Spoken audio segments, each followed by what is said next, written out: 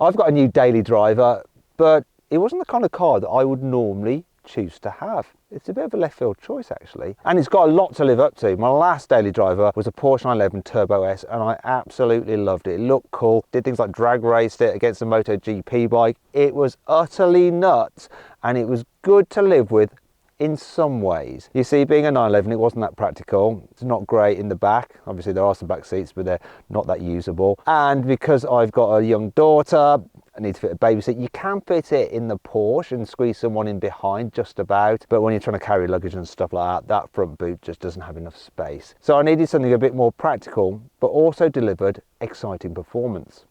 And you know what? This Audi S8 fits the bill perfectly. Buy, sell, carwow. Now you might have seen this car already because we've used it in quite a few tracking videos. It really does stand out. You're probably thinking, what is it with Matt and green cars? And you're right, I do have a thing for green cars. You see, before this I had a green BMW M3, and before that I had a green Audi RS6. This is actually quite an unusual green. It's called district green, and it's sort of like a metallic-y pastel, if there could ever be such a thing. One thing's for sure, you're never going to see this on any other S8 in the country. I must apologise for how dirty this car is. Look, it's winter grime, I haven't bothered to clean it. Though I do think that cars should look dirty over winter, and you shouldn't go too crazy cleaning them. It's nothing to do with the fact that I'm just too lazy to actually get and wash the car myself. Nothing to do with that at all. At least the engine bay's clean. Don't look at that. Don't look at that. It's nothing to do with me. Don't look at that. Anyway, the engine itself, 4-litre twin-turbo V8, puts out 571 horsepower and 800 newton meters of torque. It drives all four wheels via an 8-speed automatic gearbox. The engine is pretty much the same as you get in the RS6. It's just got 29 horsepower less, though the torque figure is the same. Anyway, it's got stacks of performance. Now I'm going to see how quick this Audi S8 is from 0 to 60 miles an hour and over the standing quarter mile. Let's do it. Launch it. We're building up the boost. All traction issues. Went sideways a bit there. That was crazy. 3.53, and that's with not an ideal launch. 11.76. Cold tyres. Went a bit sideways. Proof that this car is playful, and still put in a decent 11.76. It is very, very quick. Let's give it another go with the quarter mile. Come on.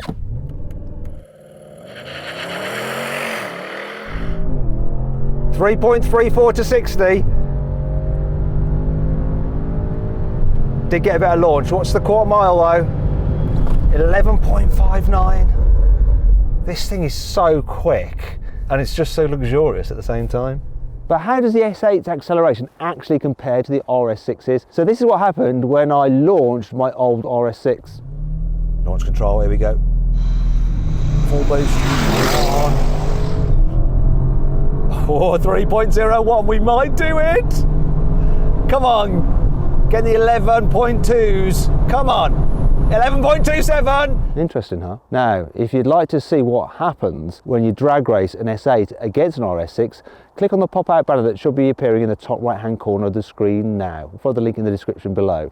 Both this S8 and the RS6 are big, practical cars with loads of performance. The S8 may be slightly longer, but it's not quite as practical as the RS6 was. Main reason is that you've got a saloon tailgate rather than the big lift-back tailgate that you get with the RS6. Also, the boot's slightly smaller, so we've got 505 litres of space here, which is enough for fitting things like baby stroller and all the paraphernalia. However, the boot capacity on the Audi RS6 is 565 litres, which is just that little bit more useful.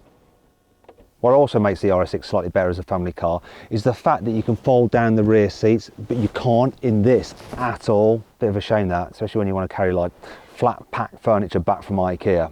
I did want to do that once and couldn't use this car, I had to get another one. Can't fault the space though. This isn't even the extended wheelbase version because you can't get the S8 in long wheelbase form in the UK. But you don't really need it, there's loads of knee room, headroom's really good as well. And it's very easy to fit a baby seat in the back here. In fact, there's so much room. Grace actually loves it. She loves travelling in this car. It is her favourite car to travel in so far, she told me so. Although she can't really talk that much. However, it's a bit disappointing that there's no ISOFIX anchor points also on the front passenger seat like you have on some other cars, because that just gives you some extra choice of where you want to put the baby seat. Although I do like these sport seats themselves, lovely with the diamond quilting and the S logo.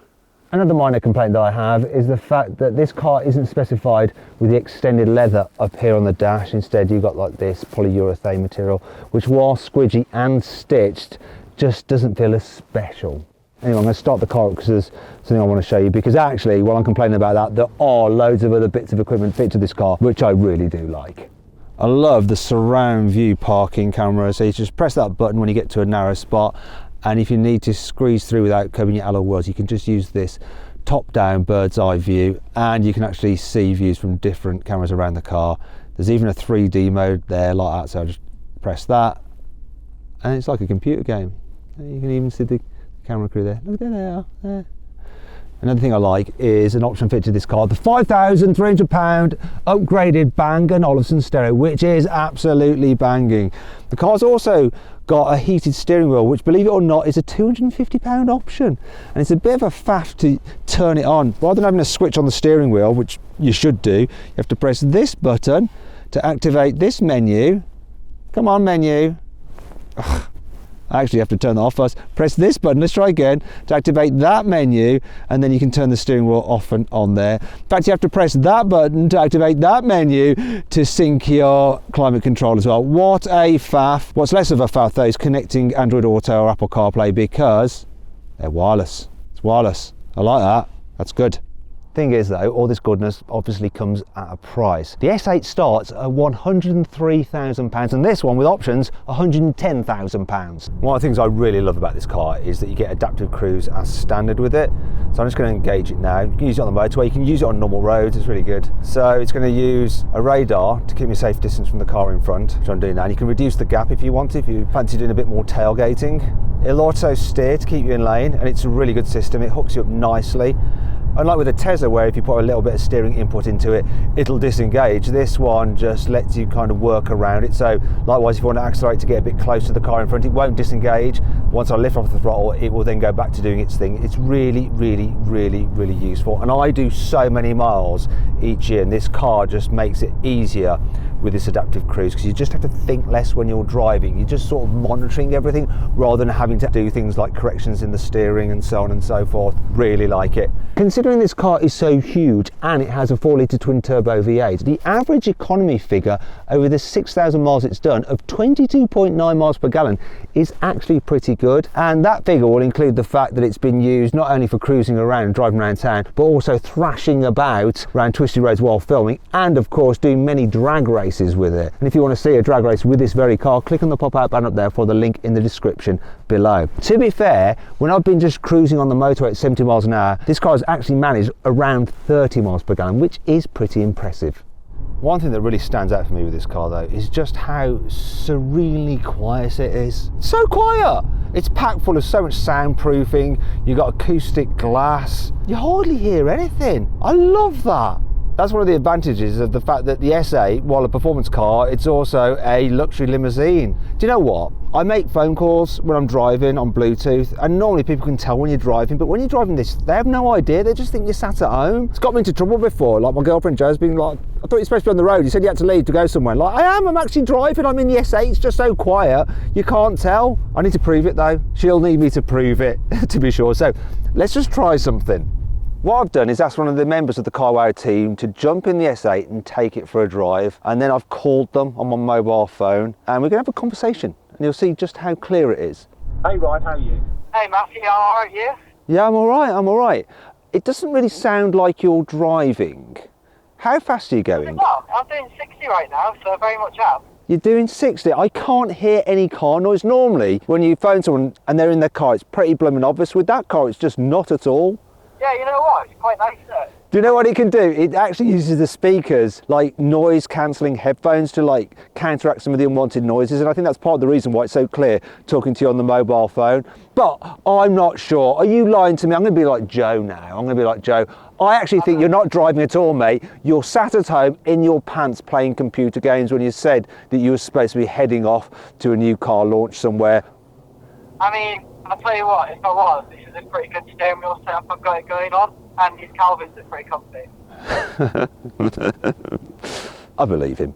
The S8 gets adaptive air suspension, which you can raise and lower. Also, it has a special function where a camera reads the road ahead and will set up the suspension accordingly if it spots a bump or something like that to soften it up so you can just glide over it. Let's do a little illustration to show how that works. I'm going to test it out using this glass, this bottle of water and that bump. I'm going to put the cup in the cup holder, then I'm going to pour the water into the cup right to the brim. We're going to drive at that speed hump at 20 miles an hour and we're going to see if I spill any, even though this water is precariously close to the top of the glass. Here we go, here's the speed hump. We're going to go off the other end. Not a drop spilt. It's so smooth. But we need a comparison. I've jumped into a BMW M340i, got the same cup, it's just full, but the armrest is a bit tilted, which isn't helping it, but the suspension already I can tell is firmer, even though we've got it in comfort mode. Look, it's already spilling now, but here comes the speed hump. What's this going to do to it?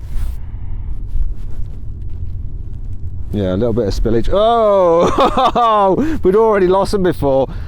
That glass isn't quite as full as it was, but, oh.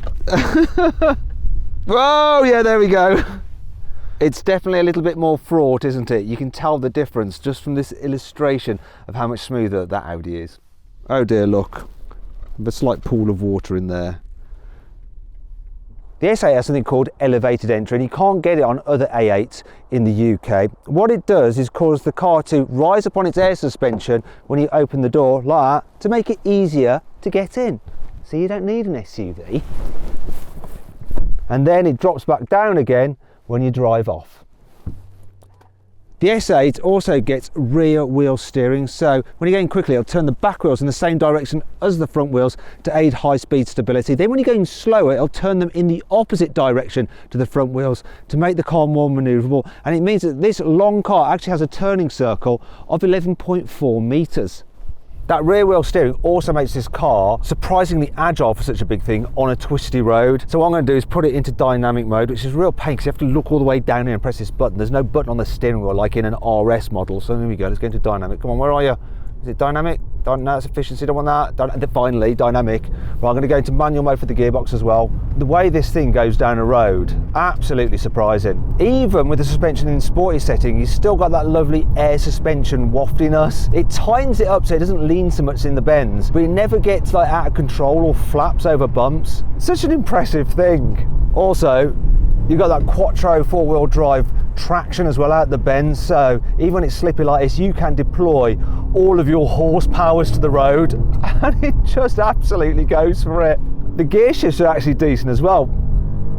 When you change up in manual mode there's like it gives you a bit of a jolt. I mean, it's artificially done to add to the experience, but and you don't really need to change down that much either if you don't want it, because there's so much torque from this 4-litre twin turbo V8. Do you know what? I often forget about this car's capabilities. You know, I'll be driving it along on a twisty road and going, oh yeah, I've got the S8 version, because you forget how sporty it is because it's just so comfortable. And then I'm like, let's have some fun. But that doesn't happen that often because it does disguise its ability so well. And in some ways I wonder whether I'd just be better off with the diesel, you know?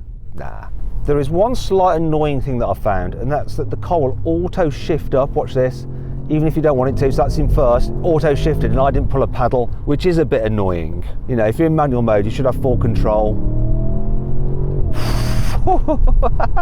There's something beautiful the way it just floats down the road. Yeah, it just stays really composed for the bends. These are really slippy conditions, but they show this car's ability. Do you know what? I should get out for a sporty drive in this thing more often. I'm not making full use of it, you know.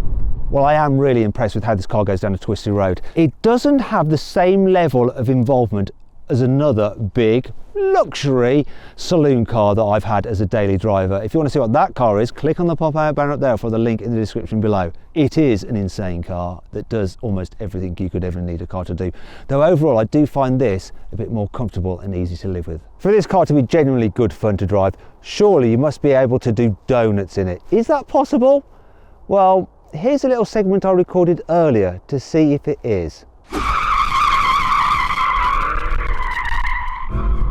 Oh, let's go the other way. Oh. Oh. I guess that's sort of doing donuts. So then, what's my verdict? Well, I'm really loving this car. I'm liking it a lot more than I thought I would. It wasn't something I was particularly excited about getting. That sounds a little bit blasé, but hey, I'm a motoring journalist. I'm used to having lots of cars. But I've grown to love it, and I think, actually, in reality, it's the daily driver out of all the ones I've had that has been the easiest and the most pleasant to live with. It's great. I hope you'll enjoy the video. If you did, give it a like. If you agree with my verdict, let me know in the comments below. If you don't write anything.